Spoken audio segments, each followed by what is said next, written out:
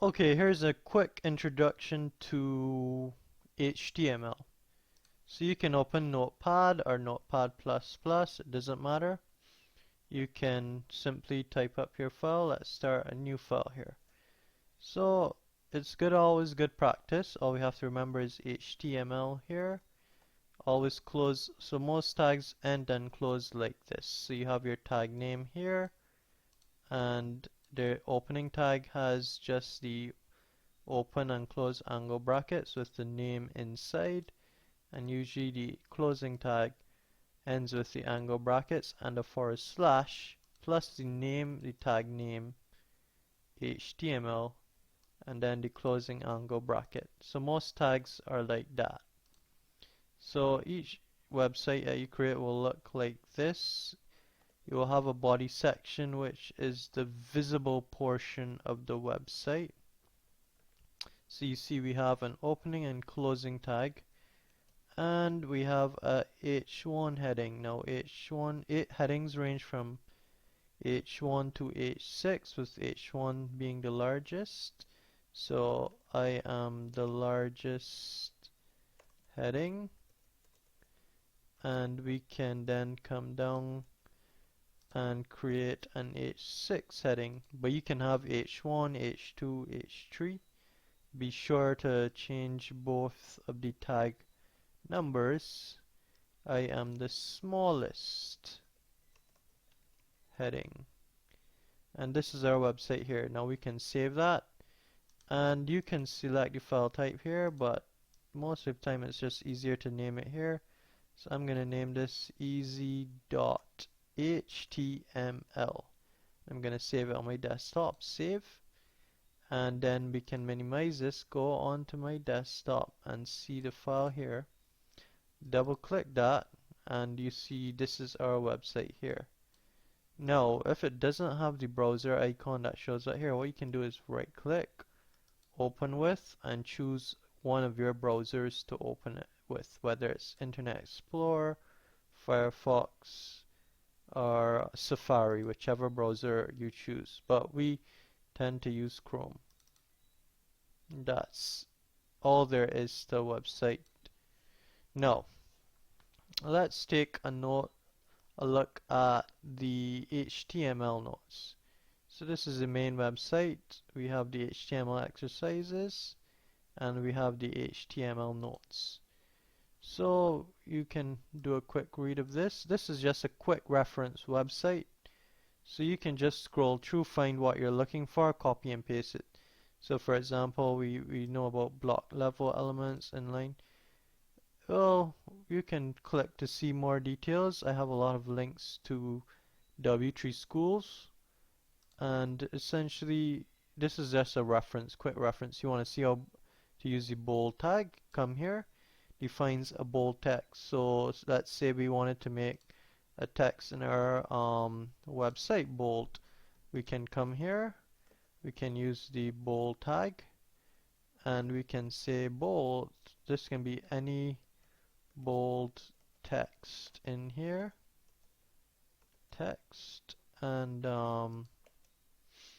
we can just save that. Once you save this, either by save there or file save, you can then go back to the web page that, oh sorry, that was open if you didn't close it, and click reload. Now headings are bold by default, so it didn't show bold in here.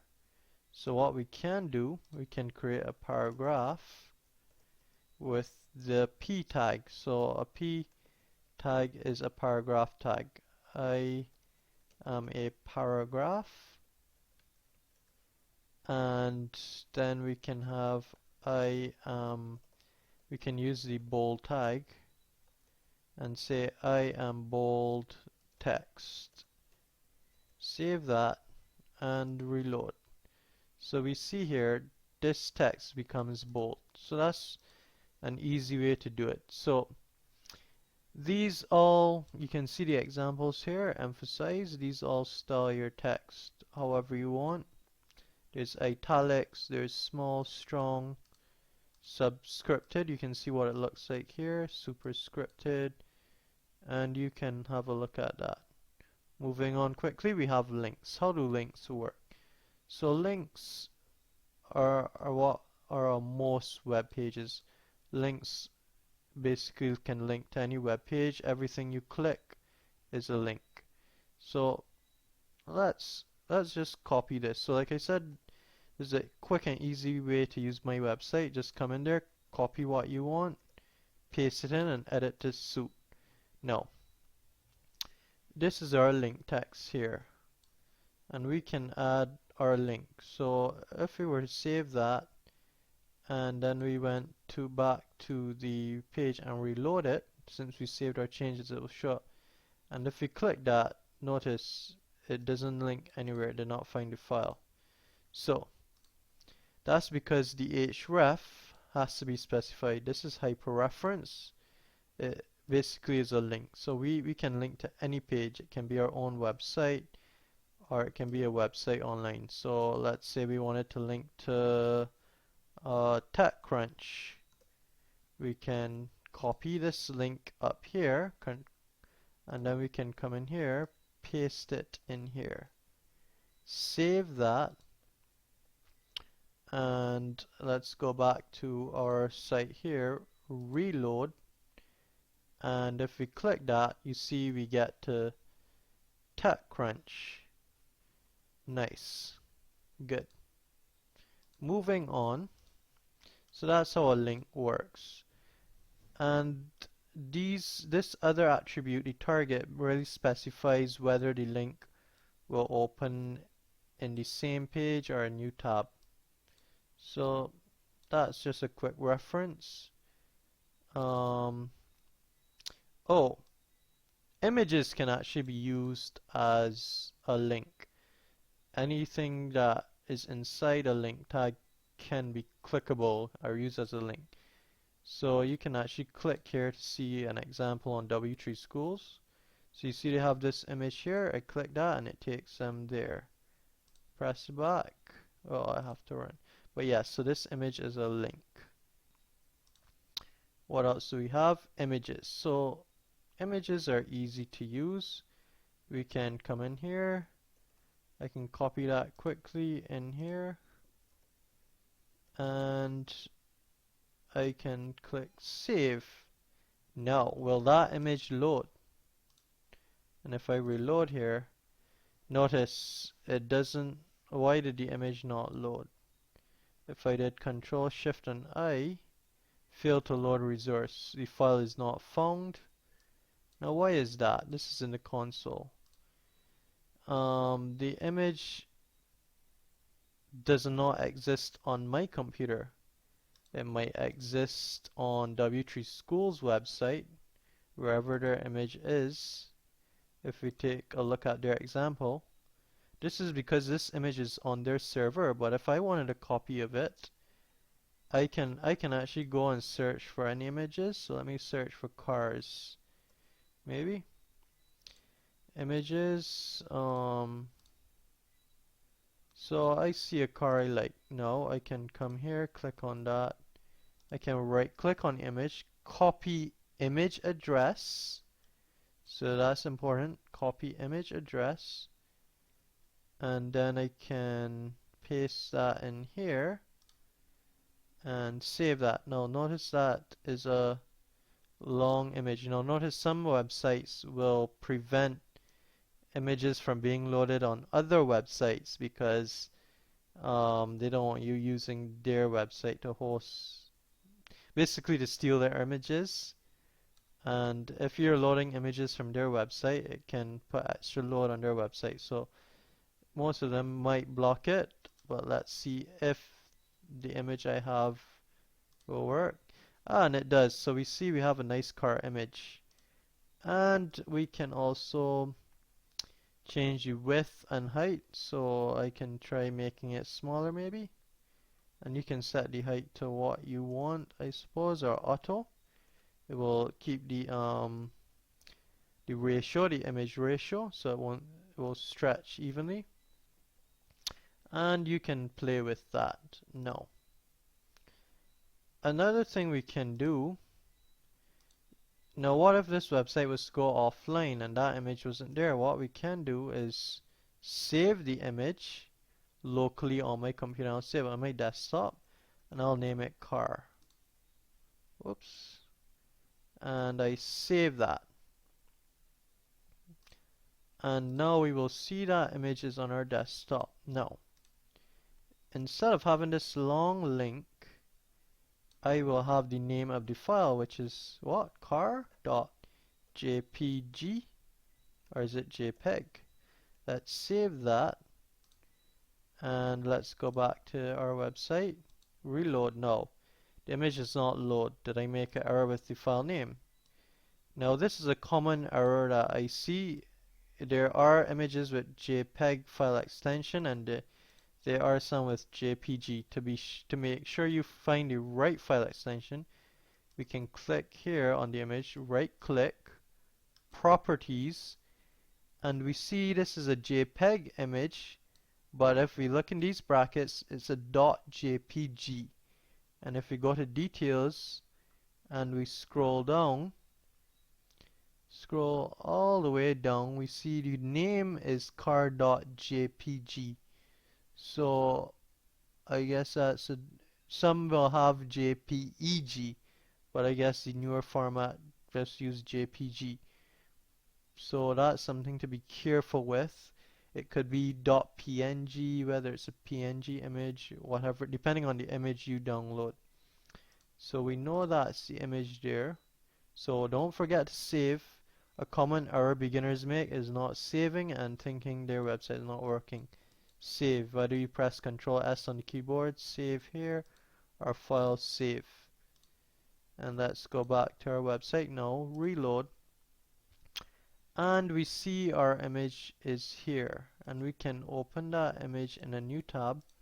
And we see the file path show up. So it's on my desktop, C user Sanjay desktop, car.jpg. Good. And that is how we have it here. So let's move on. Now before I move on, let me show you that if I wanted to have all my images in one folder, I'll create a new folder, call it images. I can have my images. Oh, I have another folder. Let's call it image folder. So, and then I can drop my car in here. Now, will the website find the image? The answer is no. So how do we specify that path? Now, we can use forward dot, we can use img because that's the folder name, /. Save that, reload, and it's there. So we can actually specify a route to the folder. And that is good. We could have had dot /. A dot means the current directory, / means the next. This is the path. So it's gonna look for a folder, and then this is gonna be the file that it loads. Save that. That's useful to know in the command line. But for now we won't worry about that. And that's it here. Good. So let's move on to the next thing in the notes. So we talked about images. Now we can talk about tables. So tables in HTML, it's just a normal table that you will find in Microsoft Word. So these are different tags, but we'll just focus on a simple table here. So we specify a table like this, and closing tag, end tag, and this is how it will look. So we have a table row, TH. So that stands for table heading, and TR stands for table row. And TD stands for table data. So we have table headings are bold by default, bold and centered, and then the rest are table data. So usually we have the headings and then the rest as rows. So you see how do you specify as rows? We have 1, 2, 3, 4 rows. 1, 2, 3, 4 rows, and the first row is the row with the headings. and we can copy this code just to see how it'll look, even though I have how it is here. Let's just paste it in our file here, see how that will look. Save that, go back to our website, reload, and that's how it looks. Now if we wanted to add some extra space so that we can, there's a tag called BR. It basically adds a new line, because you can't just, spaces are truncated in HTML. Even though I have that lots of space, it will be deleted. Browsers ignore space in your file, so you need to have a break tag. So that adds a little extra space. You can add a few more if you want more spaces. And that is how the table will look. And this can be a different table. You can have a look at this as well. This is how you have the headings on the side now. This is a vertical table. And the columns on the right. Yes. Anyway, you can have a look at that. And again, I have a lot of links throughout my website. You can always be sure to click on these. You'll find more references and information, more details, examples and explanation on W3 Schools. But my website is just a nice quick summary to grab any data you need or want. And you can style it. When we get to CSS, you will see how tables can be styled nicely like this. But this is HTML. We focus more on just the content.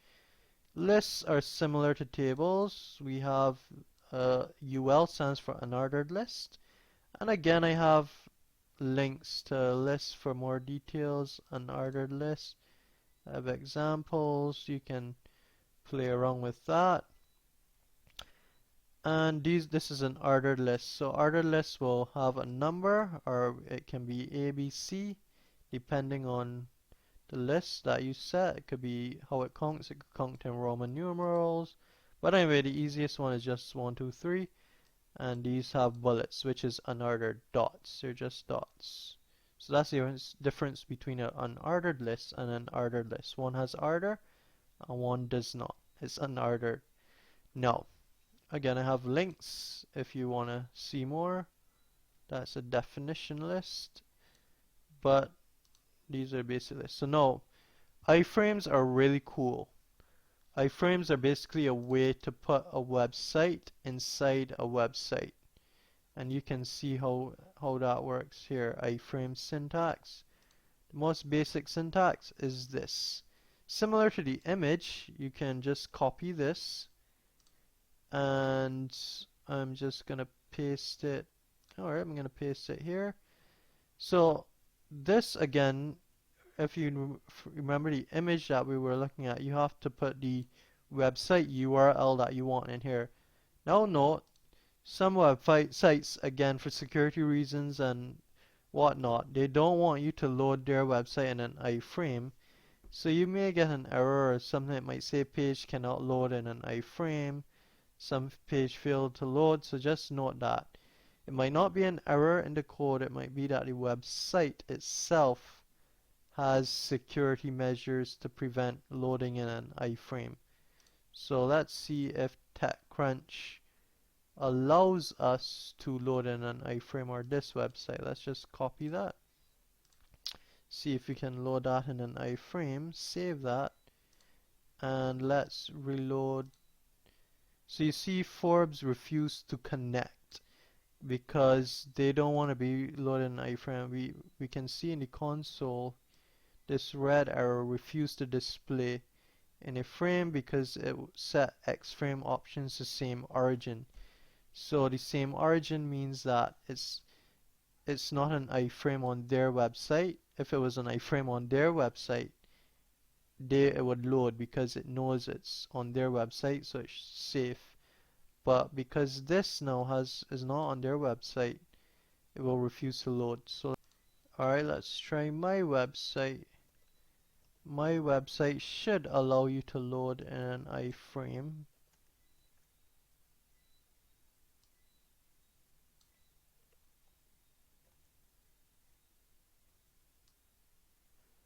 And it does. So this is my website in an iframe. Now notice how it's squished up in here. And that is how an iframe is. Pretty cool, and you can navigate in here as well. Well, my links open in new tabs and stuff, but yeah, so this can act like a browser in here, so that's cool. So moving on, we've looked at iframes, and you can read more on that. Details, this is how you can actually have a link. Set the target to target an iframe, so the link will appear inside the iframe. That's cool, and this is how to do it here. You just basically set a name here, and you set a target to that name.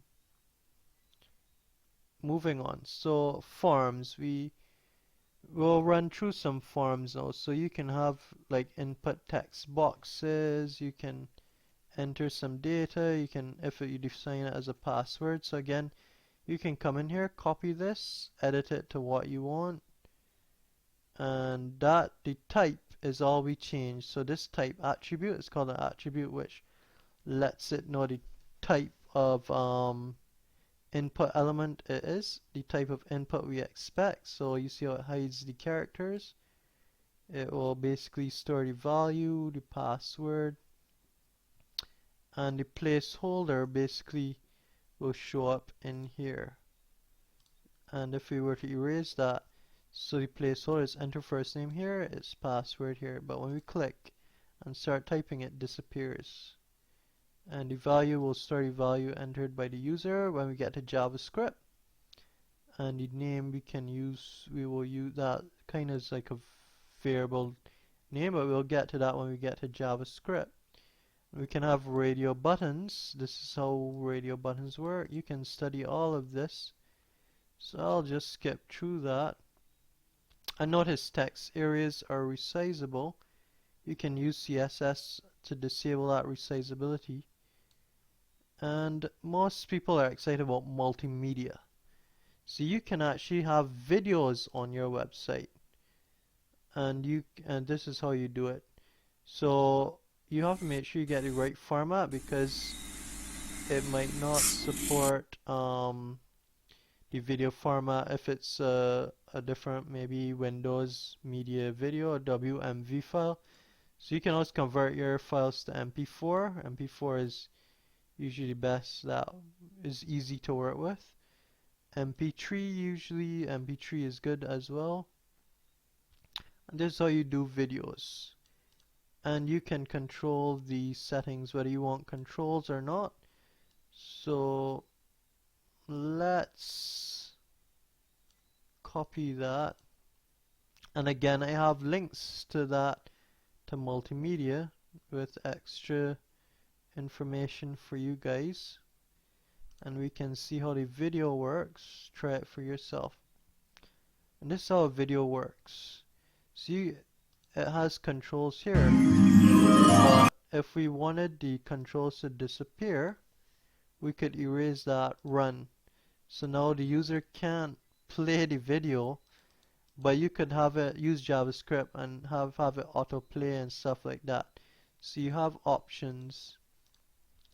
So you could set the video to be muted. Now in Chrome and some browsers, the video will not autoplay. Chrome might block it, so you have to note that. It might not be an error in your code, it's just that some websites might load a video, and you hear the video playing in the background, and Chrome tends to block it because it can be annoying to the user. So for security reasons, they block it. They might mute the video as well. And loop is if you want the video to just replay itself when it reaches the end.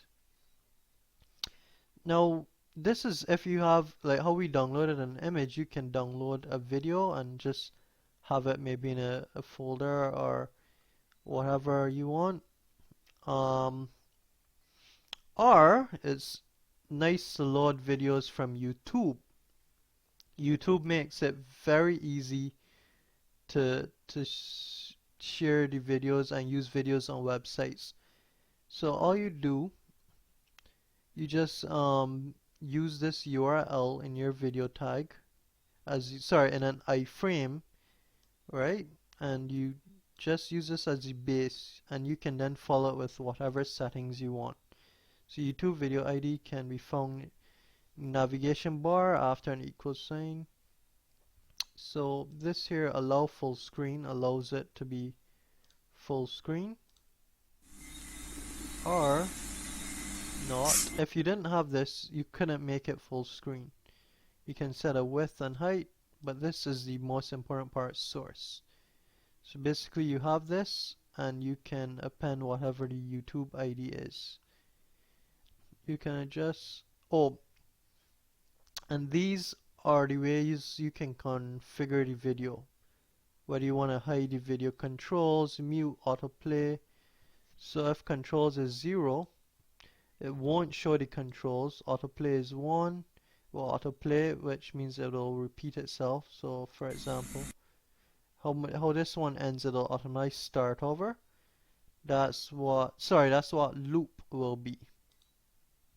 Autoplay will, I think autoplay doesn't work in Chrome because Chrome will block it from autoplaying.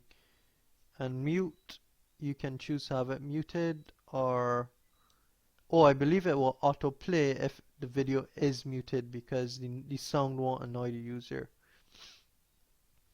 And audio is very similar. You just copy this, put your audio file or source, and you can then play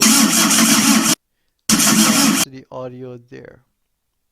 Now, let's see how we embed a YouTube video. Let's go on YouTube. Let's watch a video. So let's see, we have a watch here, this video. Let's pause that. So now we see V equals this ID here. So this ID is what we copy. Right? You might see it, some links look differently. We copy that, and then we can come and back to our here, and we would paste that at the end of here. So let's see how that would look inside our website. So I paste that there. Let's just copy this whole folder here. Let's Control V. Right, now this is the link, the ID I copied just now. Let me replace this URL. Let me replace that with that. Let me save that. Now again, some YouTube videos, the users might block. They have that option in YouTube when you upload a video. You don't want your video to be loaded in iframe or loaded on websites. So it might not be an error code. It's just that they don't want you using their video on your website. And let's see how that will look. So you see we have a nice video here from YouTube. Now, another thing to note, instead of doing that, we could have right click on the video and we could have copied the embed code. Right, you saw what I did? You copy embed and embed code, and then we come in here and we paste it, Control V, and we get a lot of other options. So you can do that as well. Let it give you the code, and then you can adjust it to what you want. So you see it copies the link, everything it does for you, and it has a few other settings, frame border, whatever. I guess so the video won't be in have a border around it. It's set to 0. We have access, mainly I guess on mobile phones this would be cool. You have accelerometer, so that when you when you turn your screen vertically or horizontally, it'll change. And you have a few different options here. You can just leave them since that's the YouTube code that will work. Picture in picture and stuff. So that's an option as well. But if you wanted to just know how to edit the link using controls, whether you wanted it to be muted autoplay, you can do this as well. And you can play around with this, and you could create a playlist as well, I believe. That's if you want to have a playlist. I have to check that out. Yeah, anyway, that's it in a nutshell. I'll just show you the audio very quickly. So let's say we copy this audio here and we paste it here. Let's paste it here. Again, see, my website is a quick reference to use the syntax. And this will display if the browser doesn't support audio. Most browsers do, but so you could just erase this if you wanted.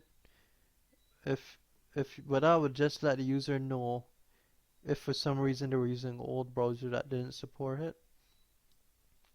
And you can experiment with these controls up here. And let's save that. No. Let's go back here, reload, and notice it doesn't work because it did not find the LandRover.mp3.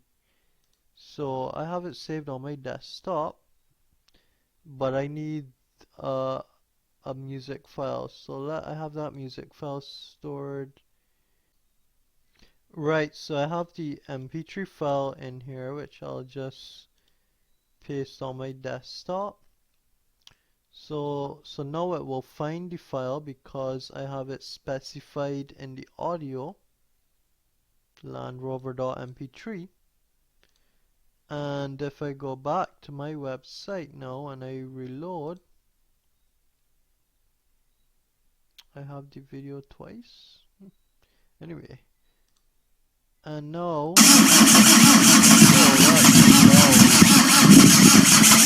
so now the audio plays, and you can play around with removing the autoplay, the loop, and see the difference. Now remember, autoplay may or may not.